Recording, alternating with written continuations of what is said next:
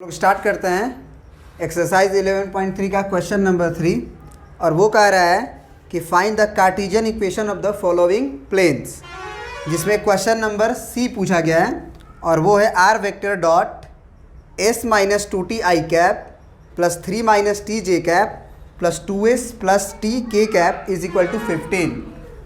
सबसे पहले ये विजुलाइज करो कि प्लेन का जो इक्वेशन होता है ना, प्लेन का इक्वेशन वो वेक्टर फॉर्म में कैसा होता है। तो आपको याद आएगा कि R vector dot N vector is equal to D, माने दो वेक्टर का डॉट प्रोडक्ट होता था और बराबर डी होता था, यही ना,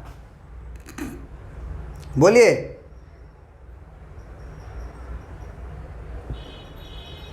यही होता था।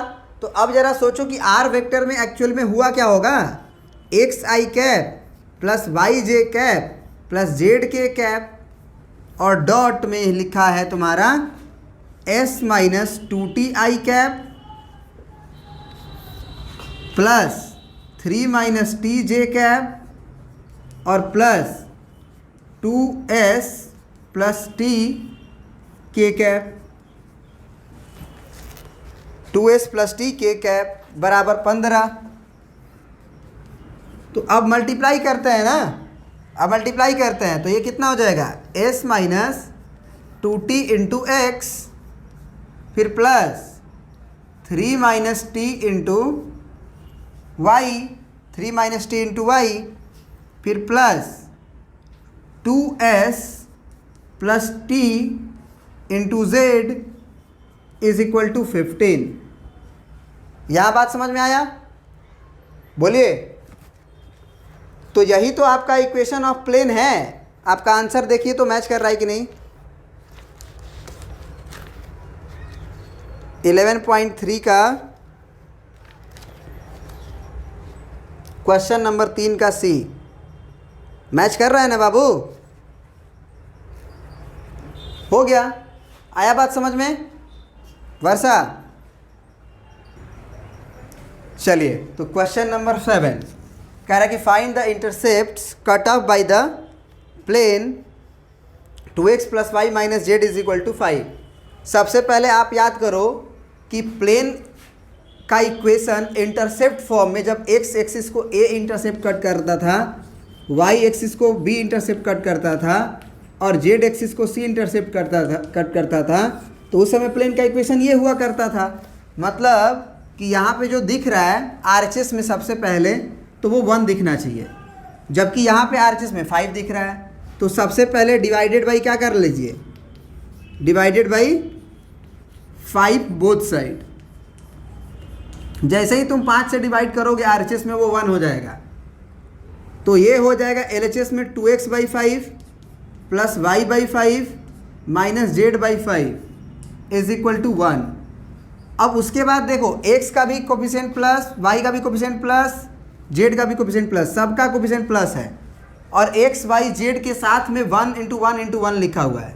तो इस 2 को हम क्या लिख सकते हैं इस तरह से 2 by 5 by 2 plus y by 5 तो ठीक ही है, और इसको लिख सकते हैं प्लस z बाई माइनस का 5 और बराबर 1। तो भैया ये हो गया। आपसे पूछा था फाइंड द इंटरसेप्ट, तो हम लिख देंगे x इंटरसेप्ट। अब क्या लिखेंगे जी x इंटरसेप्ट, x इंटरसेप्ट हो जाएगा 5 बाई 2, y इंटरसेप्ट हो जाएगा तुम्हारा 5 और z इंटरसेप्ट हो जाएगा तुम्हारा माइनस 5। क्या ये बात समझ में आया। एक और तरीका था, अगर आपसे पूछ रहा है कि find the intercept cut off by the plane इतना, तो अगर x इंटरसेप्ट निकालना है तो y और z को 0 कर दो, है ना, y और z को क्या कर दो 0 कर दो। तो y और z को 0 करोगे तो x का वैल्यू 5 बाई 2 आएगा, जो कि यहाँ आया हुआ है।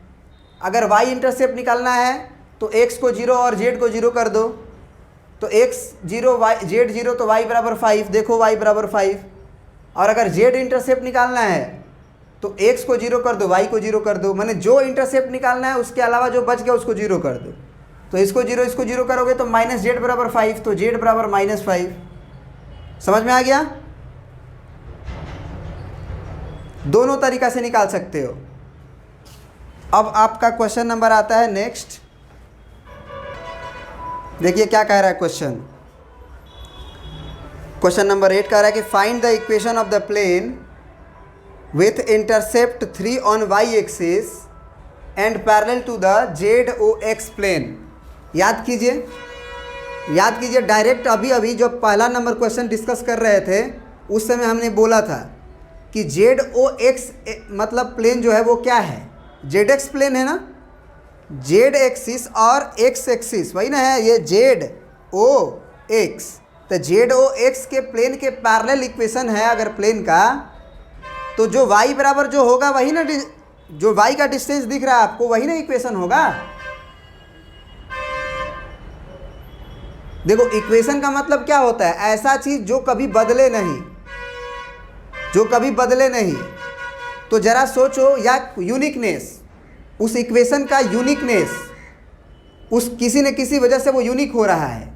तो अगर ये मान लो तुम्हारा फर्श जो कि ये x एक्सिस है और ये बाहर वाला z एक्सिस है, तो अगर ये x एक्सिस है और ये z एक्सिस है तो ये हो गया XOZ प्लेन।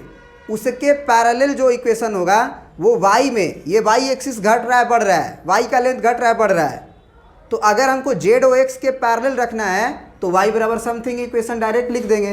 तो यहाँ पे जो बोल रहा है कि find the equation of the plane with intercept 3 on y axis and parallel to the ZOX, direct जो है इक्वेशन क्या हो जाएगा, y बराबर 3। This is your required equation of plane. मानते हो कि नहीं मानते हो? मानते हो? नहीं तो एक तरीका और है मेरे पास, वैसे मानना चाहिए, समझ में आना चाहिए। पहला क्वेश्चन जाके देखोगे उसमें हम बताए हैं। अब यहाँ पे समझो कि कैसे और लिख सकते हैं। अगर हमारा ZOX एक्सिस के पैरेलल है हमारा प्लेन, तो ज़रा सोचो कि वो प्लेन का नॉर्मल x एक्सिस के साथ, y एक्सिस के साथ और z एक्सिस के साथ कितना एंगल बना रहा होगा। ये प्लेन मेरा है, ये प्लेन का नॉर्मल है, तो प्लेन का नॉर्मल x एक्सिस के साथ कितना एंगल बना रहा है, तो 0 हो गया ना, cos 90 डिग्री 0। y एक्सिस के साथ कितना एंगल बना रहा है, अगर पैरेलल है y एक्सिस के, तो देखो अगर ये नॉर्मल है और ये y एक्सिस है तो इसके पैरेलल हो गया ना, 0 डिग्री बना रहा है, तो cos 0 डिग्री 1। और z एक्सिस के साथ कितना एंगल बना रहा है, अगर ये है 90 डिग्री तो 90 डिग्री। मतलब कि उसके प्लेन के ZOX जो प्लेन है, इस प्लेन के नॉर्मल का डायरेक्शन रेशियो निकल गया, नॉर्मल का डायरेक्शन कोसाइन निकल गया। ZOX प्लेन के नॉर्मल का डायरेक्शन कोसाइन कितना हो जाएगा, तो भैया x है 0, y आया 1 और z आया 0, 0 1 0, ठीक ना। तो भैया यहाँ पे भी देख लो। और एक्चुअल में अगर वो ओरिजिन से डिस्टेंस अगर 3 यूनिट रख रहा है तो निश्चित रूप से जो इक्वेशन होगा वो कितना हो जाएगा, 0 × x plus 1 × y plus 0 × z बराबर 3। क्यों? क्योंकि अगर x का कोफिशिएंट, y का कोफिशिएंट, z का कोफिशिएंट अगर डायरेक्शन कोसाइन है तो जो आरएचएस में यूनिट लिखा होता है वो ओरिजिन से डिस्टेंस होता है। तो इन्होंने बोला था कि जो y एक्सिस पे 3 इंटरसेप्ट कट कर रहा था। क्या ये बात समझ में आ गई आपको? Okay good. अब आ जाते हैं हम लोग क्वेश्चन नंबर 9 पे। इसको प्रिंट आउट कर लीजिए।